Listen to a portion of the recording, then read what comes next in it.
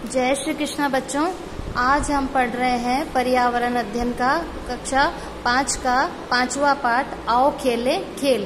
पिछले वीडियो में मैंने आपको बताया था कि खेल दो तरीके के होते हैं, इंडोर खेल और आउटडोर खेल। इंडोर खेल वो होते हैं जो बंद कमरे में या किसी अंदर कमरे में खेले जाते हैं, और जो आउटडोर खेल होते हैं वो बाहर मैदान के अंदर खेले जाते हैं। तो ये दो तरह के खेल के बारे में बताया था। फिर मैंने आपको कुछ सूर्य नमस्कार के बारे में बताया था कि सूर्य नमस्कार के 12 चरण होते हैं और 12 चरण के अलग अलग तरह के आसन होते हैं।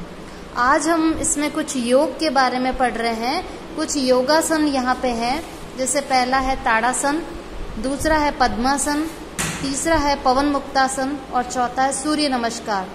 सूर्य नमस्कार के अंदर क्या होता है, यह बहुत से आसनों का समूह है। इसके अंदर बहुत सारे आसन होते हैं, जैसे कि मैंने आपको बताया कि इसके 12 चरण होते हैं। तो ये जो 12 चरण है वही इसके 12 तरह के आसन है। हर चरण एक आसन की तरह होता है। तो सूर्य नमस्कार में क्या होता है, यह बहुत से आसनों का क्या है, समूह है। पतंजलि ऋषि के अष्टांग योग में, ऋषि का नाम क्या है, पतंजलि। कौन से ऋषि, पतंजलि।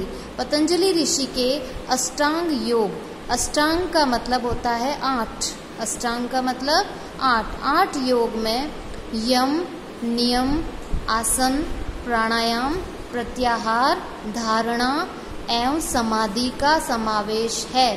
ये जो अष्टांग योग मतलब 8 तरह के योग। पहला कौन सा हुआ, यम, फिर नियम, फिर आसन, प्राणायाम, प्रत्याहार, धारणा और समाधि। ये सब अलग अलग तरह के योग हैं। तो ये किसने, पतंजलि ऋषि ने ये अष्टांग योग हमें दिया है।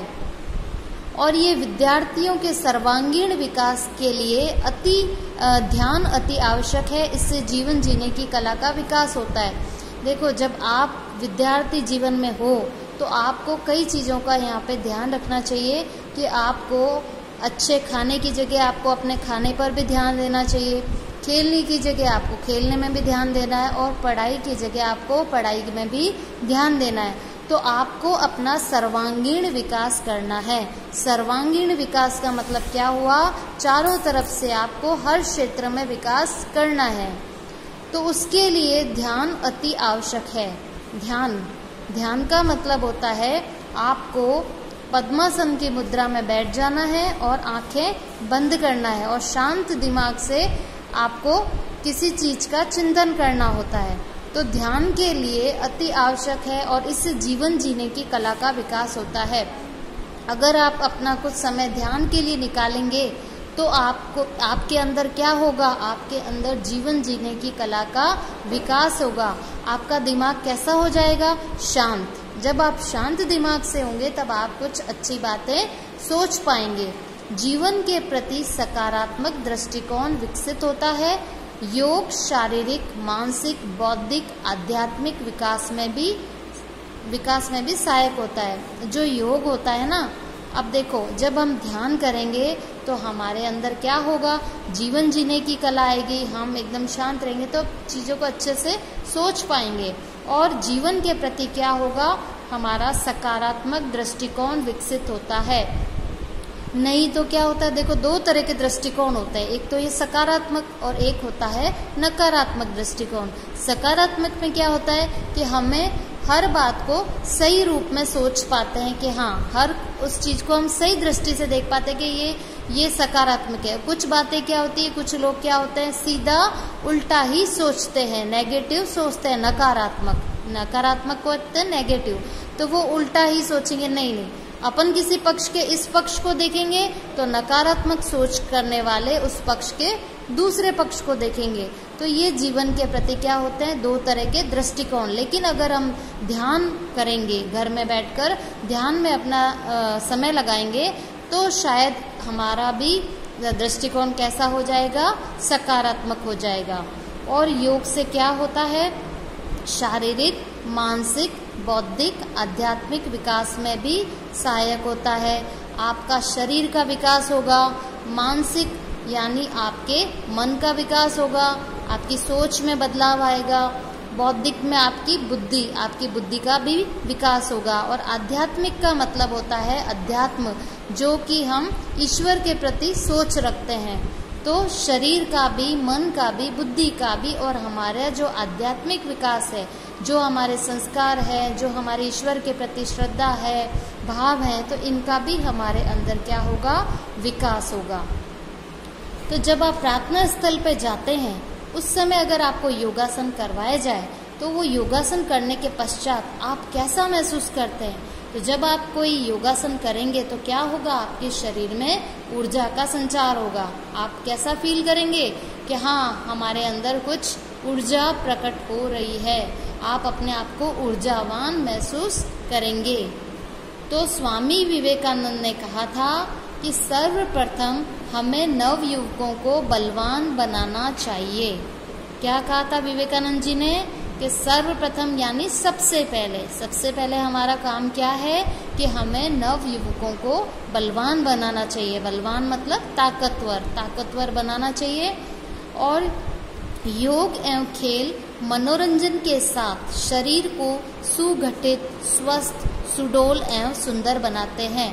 ये जो योग और खेल होते हैं ना, ये जो मनोरंजन यानी जो आप खेलते कूदते हैं, हंसते बोलते हैं, कुछ भी, तो ये मनोरंजन यानी आप अपना मन खेलने में जो लगाते हो, खुशी के साथ उत्साह बढ़ता है इससे आपका। तो इससे क्या होता है, शरीर को क्या होता है, योग क्या करता है, आपके शरीर को सुगठित बनाता है। अगर आप योग करेंगे तो आपका शरीर कैसा रहेगा, सुगठित रहेगा, स्वस्थ रहेगा। आप हमेशा स्वस्थ बने रहेंगे। कोई होते हैं ना कि जल्दी बीमार पड़ जाते हैं, वो बहुत जल्दी अगर मौसम बदलता है तो बहुत जल्दी बीमार पड़ते हैं। तो योग करने से हम क्या रहेंगे, स्वस्थ रहेंगे। और योग करने से शरीर भी सुडौल और सुंदर बन जाता है। भारत सरकार के प्रयासों से 21 जून 2015 को अनेक देशों के लाखों लोगों ने योग के आसन करके योग दिवस मनाया। ये हमारे भारत सरकार के प्रयास थे। उन्होंने 21 जून 2015 को, तो अब आपको ये तारीख याद रखनी है कि 21 जून 2015 को ये योग दिवस लागू हुआ था।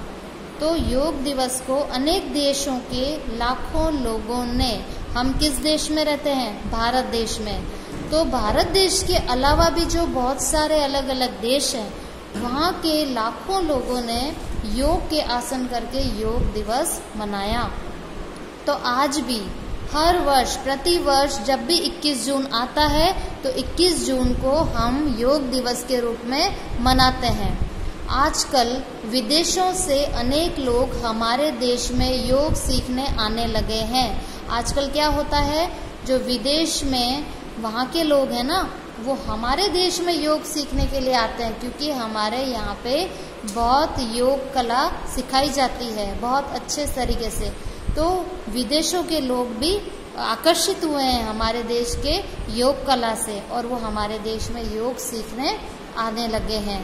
और संयुक्त राष्ट्र संघ द्वारा 21 जून को अंतर्राष्ट्रीय योग दिवस घोषित किया गया। संयुक्त राष्ट्र संघ ने 21 जून को अंतर्राष्ट्रीय योग दिवस घोषित किया है। राष्ट्रीय में क्या बोलते हैं हम कि हमारे सिर्फ भारत देश में, लेकिन ये अंतर्राष्ट्रीय योग दिवस मतलब सारे देश मिलकर 21 जून को क्या मनाएंगे, योग दिवस के रूप में मनाएंगे। इसलिए संयुक्त राष्ट्र संघ द्वारा 21 जून को अंतर्राष्ट्रीय योग दिवस घोषित किया गया।